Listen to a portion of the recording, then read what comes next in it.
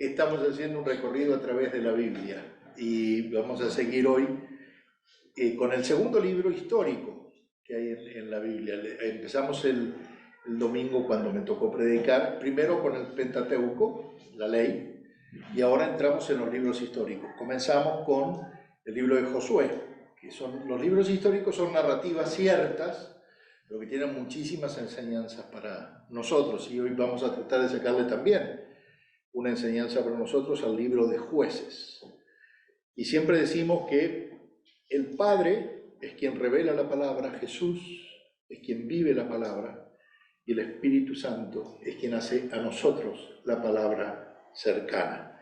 Y con ese espíritu, y creyendo, como dice el Salmo 119, 160, que la suma de tus palabras es la verdad y tus rectos juicios permanecen para siempre, vamos a sacar lo mejor de este libro de Jueces. El libro de los Jueces relata una época histórica del pueblo de Israel. Habían salido en el Éxodo, ya habían sido liberados de Egipto. En el libro de Josué conquistan la tierra, reparten la tierra, pero ahora evidentemente no habían hecho todo lo que agradaba al Señor, tenían que sacar a mucha gente que no sacaron, hicieron pactos, de hecho están en el día de hoy todavía penando esas consecuencias, y Dios pone jueces sobre la tierra. Jueces, otra manera, muchas versiones dicen caudillos. Caudillo como el que dirige, el que liberta, el que salva al pueblo, el que se hace cargo de sacarlos adelante por mandato de Dios. Pero se conoce como jueces. Y vemos, digamos, dos personajes grandes que hay en este libro, aunque están todos los jueces, cuentan los altibajos, cómo el pueblo hace lo bueno cuando hay un juez, después muere ese juez y el pueblo termina, Dios pone a otro y el pueblo vuelve a hacer lo bueno. A veces somos un poquito duros y necesitamos caudillos en medio de nosotros, o jueces en medio de nosotros. Vemos la historia de Gedeón y la historia de Sansón. Yo le puse Gedeón el precavido, porque es el de las señales. Gedeón es el que pone los vellones a Dios, ¿se acuerdan? Los vellones, para que le diga que el Señor se exprese. Y a propósito de eso, me quedé reflexionando mucho sobre ese tema. Hoy en día toda la gente dice, vamos a ponerle un vellón a Dios. Eso es del Antiguo Testamento. En el Nuevo Testamento tenemos al Espíritu Santo, ya no tenemos que ponerle vellones a Dios. El Espíritu vive en nosotros. Entonces, como nos enseñaba Orville de Bob Mumford, el libro Tres Señales Seguras, es la palabra de Dios. Ahora ya tenemos al Espíritu para consultarla. Entonces, sí podemos decir, Señor, ¿qué querés con nosotros? Pero ¿cómo te vas a manifestar? A través de la palabra, que dice la palabra. La palabra puede ser una palabra leída, una palabra de un pastor, a través de las circunstancias. Dios obra a través de las circunstancias. Entonces, las tres señales seguras es cuando se alinea lo que Dios dice, la circunstancia que estás viviendo y la fortaleza que vos tenés o el llamado que vos tenés en la vida. Entonces ya no hay que estar poniéndole vellones a Dios.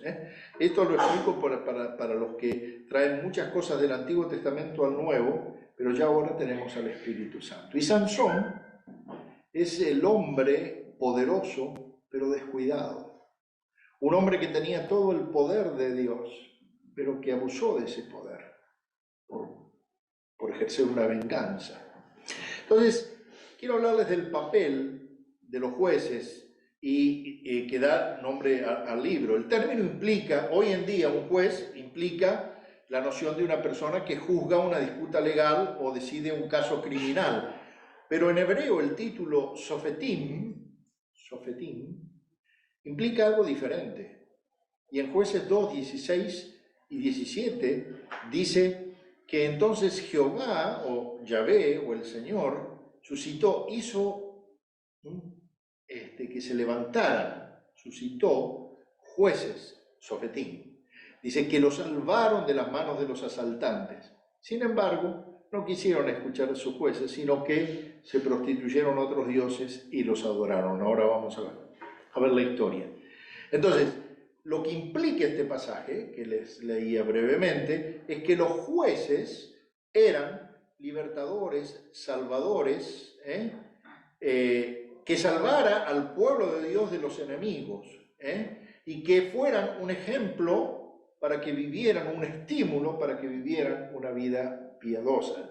Los líderes, los caudillos, los jueces de ese tiempo debían tener una vida recta que invitara a seguir al Señor. Entonces, el propósito no era de juicio, porque el juicio lo tiene el Señor, eran salvadores, cuidadores del pueblo, no era un propósito judicial. De hecho, a los dos primeros jueces, Otoniel y Ahod, se les llama específicamente libertadores de su pueblo, y a otros se los describe usando el verbo salvar, salvando, liberando, liberó.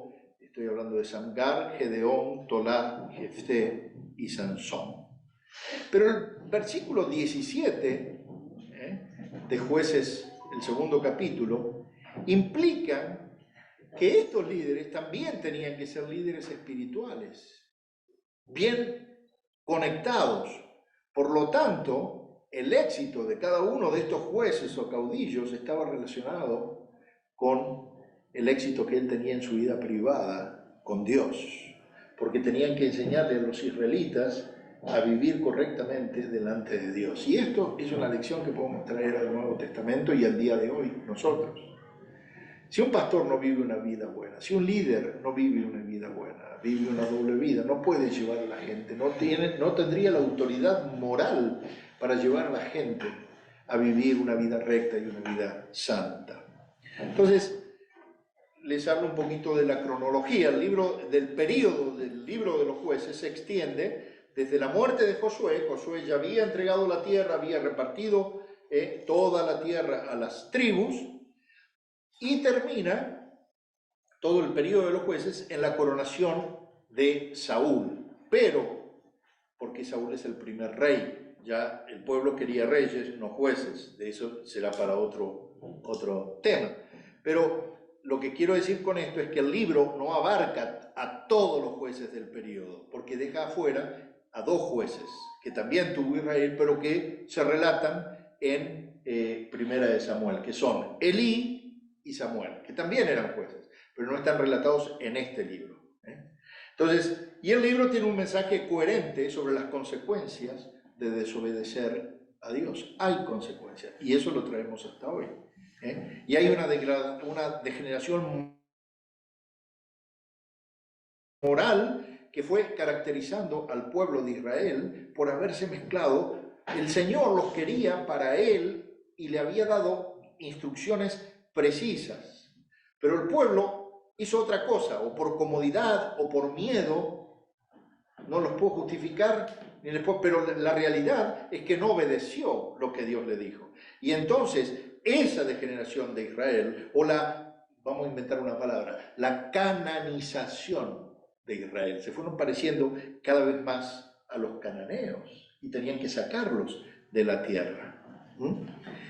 Y el libro de Jueces retrata a un Dios, nuestro Dios, el Señor, que es nuestro Dios, soberano, increíble en la fidelidad para con su pacto.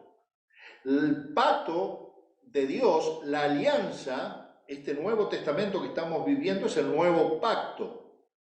No es por lo fiel que yo sea, gracias a Dios, porque yo soy muy infiel en muchas ocasiones. Es por lo fiel que es Dios. En eso se sostiene. En este libro se nos enseña que abunda la gracia de Dios a pesar de la pecaminosidad de los israelitas y también de la pecaminosidad de los jueces. Es increíble que la Biblia no minimiza la vida de estos hombres que tendrían que haber sido estandartes, caudillos. Y esa espiral descendente se va acentuando en la deslealtad al pacto del pueblo y de sus líderes. Les voy a leer Jueces 1:27. Dice: los israelitas no expulsaron a los cananeos, que había sido un mandato que el Señor les dio cuando iban a conquistar la tierra. En cambio, los cananeos viven entre los israelitas, o lo que es peor, se estaban pareciendo tanto que los israelitas estaban viviendo entre los cananeos. ¿Se entiende esto? Una cosa es tener algún inconverso viviendo, y otra cosa es querer parecerse tanto al inconverso que ahora algunos cristianos viven entre los inconversos. Es fuerte, muy fuerte lo que dice el libro. Y el Señor los condena por haber hecho esos pactos, esos tratados con los cananeos y no haber derribado esos altares. Y ese es el comienzo de la decadencia moral de Israel que le llega hasta hoy. Lamentablemente, parte de lo que está pasando históricamente en el territorio de la Tierra Santa, en la Palestina, es precisamente esas pujas entre tribus que el Señor les había dicho al principio que cuando conquisten la tierra no hicieran pactos con ellos. Bueno, pactaron. Y entonces dice que 6 ciclos de hacer lo bueno cuando venía un líder y después se va desarrollando un contraste porque empiezan a pecar estos jueces y entonces no solamente no hacen lo que el Señor dice, sino que empiezan a hacer lo que para ellos es justo ante sus ojos. Y cualquier parecido con la realidad es pura coincidencia. Israel no puede romper el pacto con Dios sin consecuencias. Ahora, ¿quién es Israel hoy? Nosotros somos Israel. Este nuevo pueblo de Dios. El pueblo escogido del Antiguo Testamento era Israel, pero el Israel de hoy somos nosotros, somos esta institución que nace con la muerte y la resurrección de Cristo. Y entonces podemos decir que si nosotros rompemos esa alianza, si bajamos a Cristo de la cruz, como dice el libro de Hebreos, entonces va a haber consecuencias. Y Dios disciplina al pueblo, pero sin embargo, Dios sigue salvando al pueblo a pesar del carácter de estos hombres que era defectuoso y donde abundaba la desobediencia. Y el libro de Jueces ilustra lo que es el pecado humano. Sucesivamente, a través de los relatos, pone de relieve también el pecado del hombre, pero hasta dónde llega Dios, el amor de Dios y la fidelidad de Dios para salvar al hombre.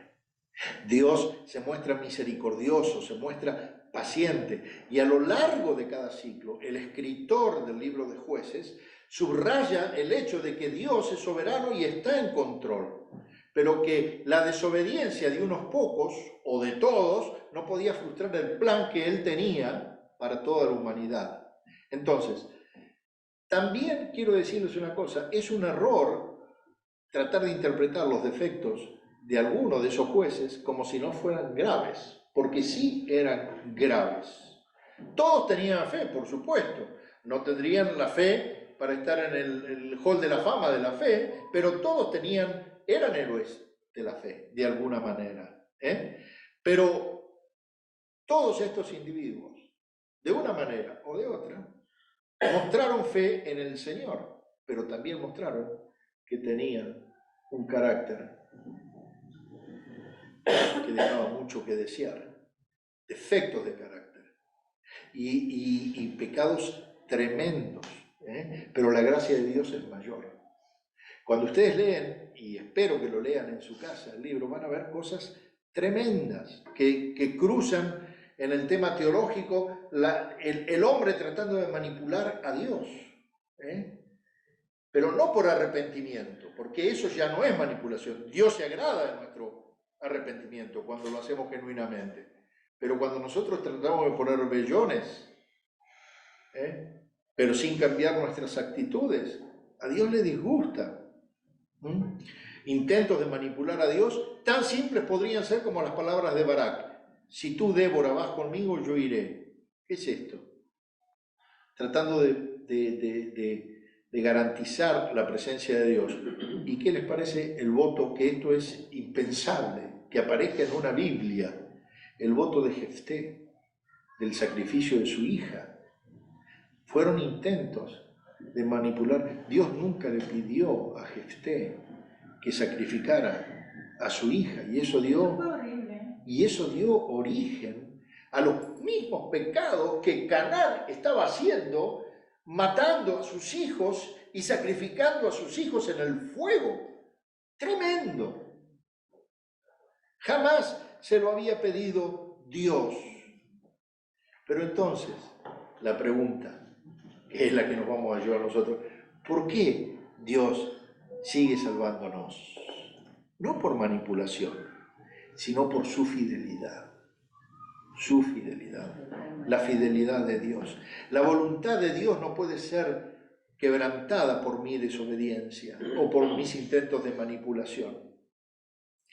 Y termina el libro con un pasaje tremendo diciendo: en ese entonces no había juez en Israel y cada uno hacía lo que les parecía correcto. No había una cabeza, no había un caudillo, no había un líder, no había un gobernante. Y son los propios jueces de los 3 últimos siglos los que llevan a Israel por el camino de esa infidelidad al pacto, a la alianza. ¿Cómo? Gedeón, después de haber puesto los vellones, después de haber recibido respuestas, después de haber vencido de una manera increíble a los que atacaban, ahora fabrica un efod de oro, y ante ese efod de oro se prostituye todo Israel.